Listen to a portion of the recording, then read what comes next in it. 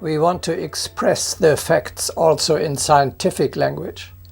We had already said the soul is a little bit larger than the body. Your being of spirit surrounds you like a force field. The bigger and stronger it is, the higher your eternal individuality stands. The assertion that the divine monad is not within the man is correct to a certain degree, as the seventh and the sixth principles form the so-called magnetic field, or auric egg. Thus, by the width and emanations of the aura, it is possible to determine the high standing or quality of a spirit.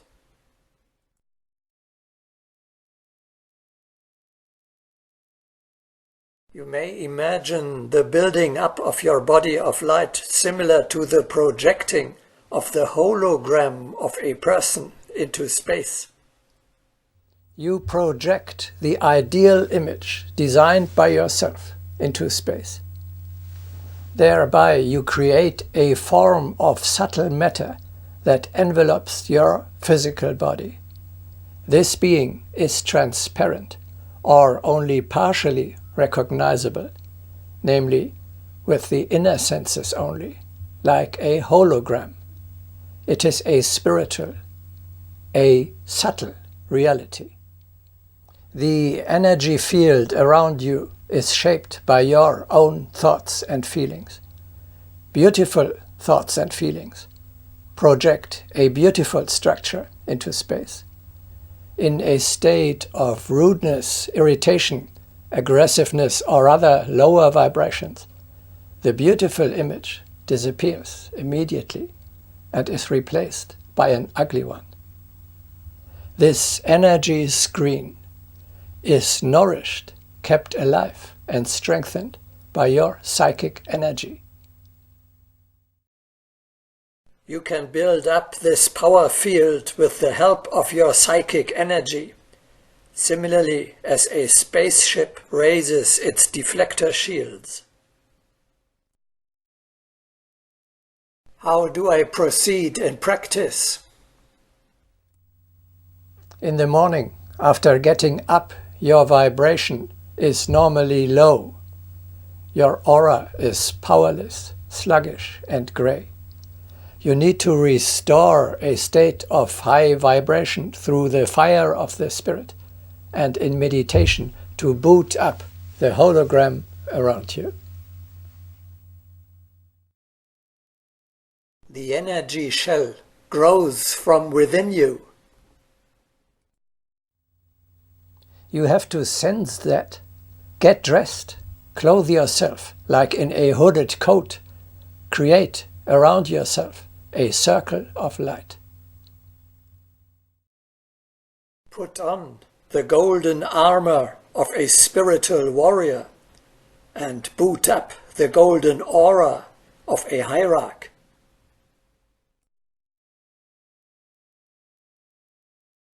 The powerful radiations of primal energy can even conceal someone completely or partially.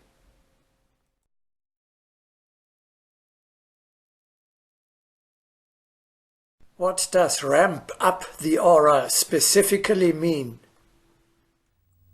You form the energy field, the being of light around you, by increasing your vibration, by filling yourself with purity, power, love, and joy for the upcoming day. The spirit that animates you also saturates the space around you with energy. And the more powerful it is, the wider is the range it covers. A great spirit extends its shield to a whole area.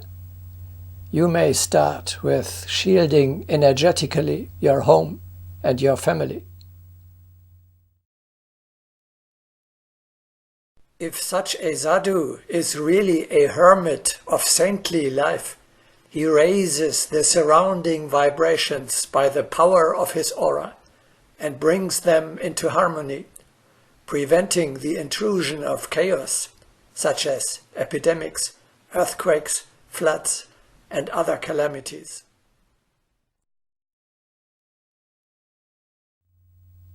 Throughout the day, you must employ all your psychic energy to maintain this fragile structure, to feed it constantly, to repair damage, and to prevent it from weakening or even completely collapsing from external attacks or from a diminution of your own strength.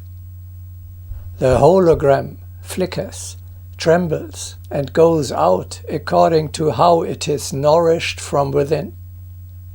With a beginner, at least, it is not constant, but fluctuating from moment to moment. And this hologram, this artificial object, I am to fill with consciousness. Yes, it cannot live without consciousness.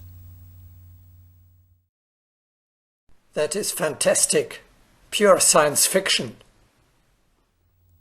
It might seem so. However, let us not push the comparison too far. Don't forget, we are talking about your fiery body, which is already existing as a germ within you. This is what you bring to life. This is what you boot up. This is where you move your consciousness.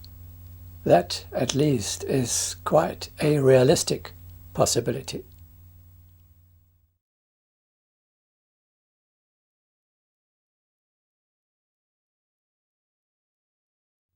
At the end of this broadcasting, let us point to another step of the infinite development that lies ahead of us. Agni Yoga repeatedly speaks about the experiment of densifying the astral body. The physical body, in the further evolution, will be replaced by the densified astral body.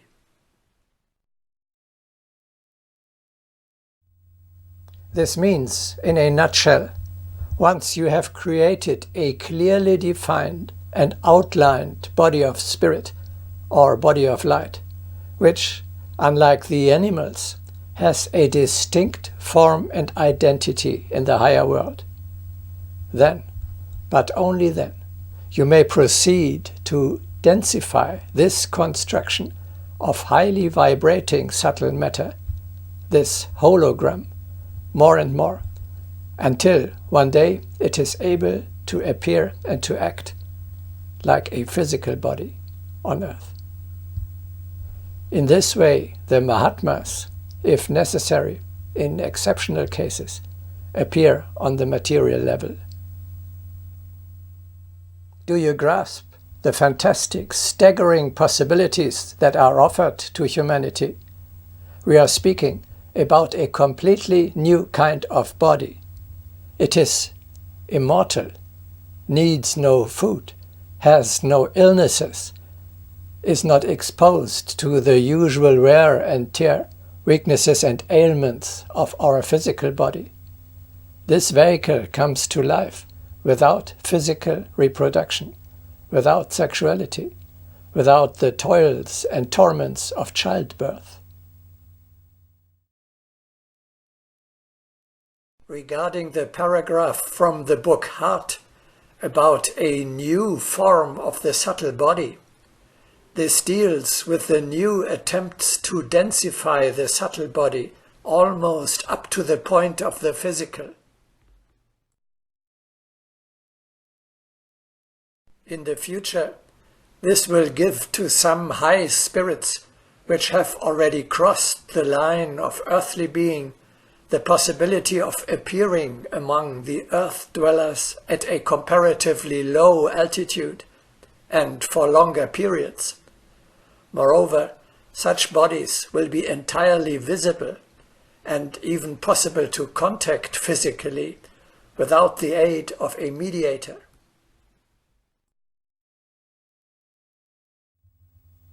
This creature is perfect, flawless, as beautiful as you can possibly imagine, and adorned with sublime qualities such as inviolability, invincibility, fearlessness, freedom, and unassailable dignity.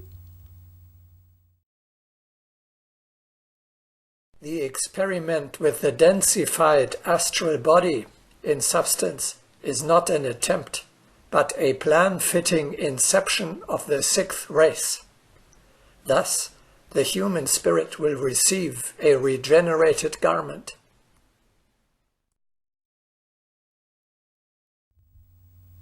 However, we do not create this new body like Paracelsus his homunculus by mechanical means, or as modern scientists, by genetic manipulation.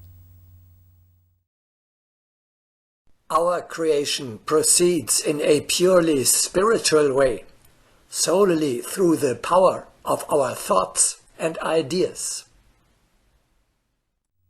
A dream of mankind comes true. For the benefit of humanity, let us begin with this experiment of truly world historical significance. Let us proceed as scientists do, but with one difference. We are experimenting with ourselves.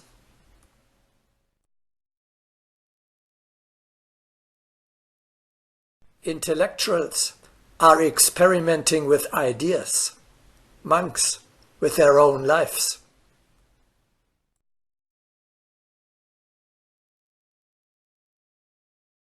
Take the example of Gandhi, whose autobiography bears the title "The Story of My Experiments with Truth." In fact, he has been working tirelessly to transform himself into a purer and nobler being, and over time, he has succeeded. Only enthusiasm can reign for the gigantic possibilities that Agni Yoga reveals to us. Are you losing contact with reality? No, of course, that lies far in the future. Towards the end of the sixth and the beginning of the seventh race, there will occur the materialization of the astral body.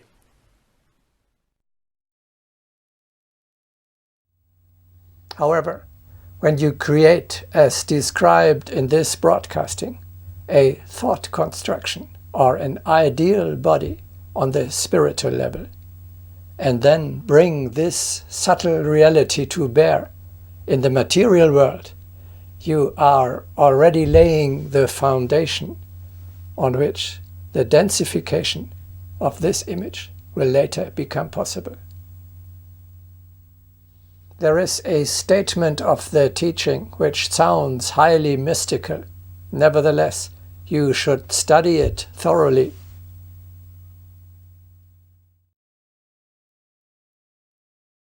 If the clarity of the image of the teacher brings us into closest cooperation with him, then each clear and vivid conception of an object in our third eye makes it near and attainable.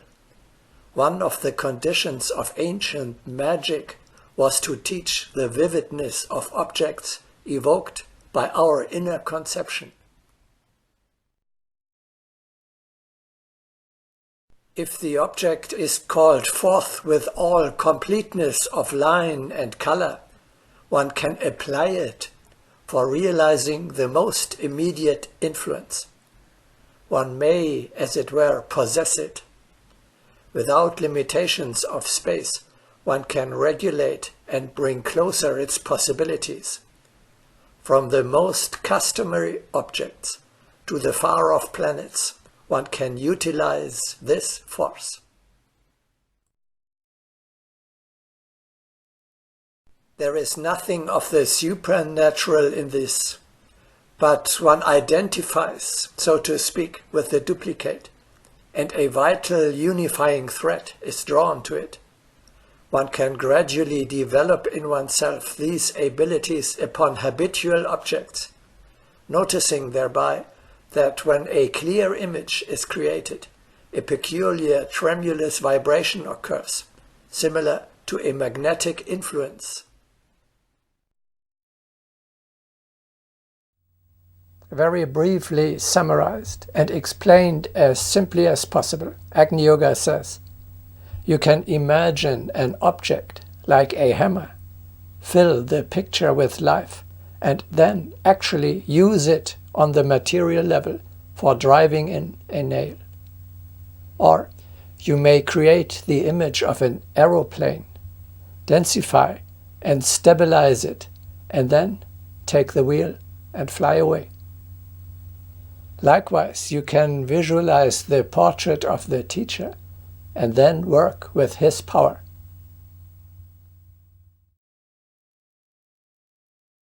If you can visualize the image of the teacher in your consciousness with the most complete clarity, you can transfer your consciousness into his, and thus act, as it were, through his power. But for this, one must visualize the image of the teacher with utmost precision, even to the minutest detail, so that the image may not falter, or suffer distortion, or change its outline, as frequently happens. But if, following the exercise of concentration, one succeeds in invoking a constant image of the teacher, through this, one may gain the greatest benefit for oneself, for one's nearest ones, and for the work.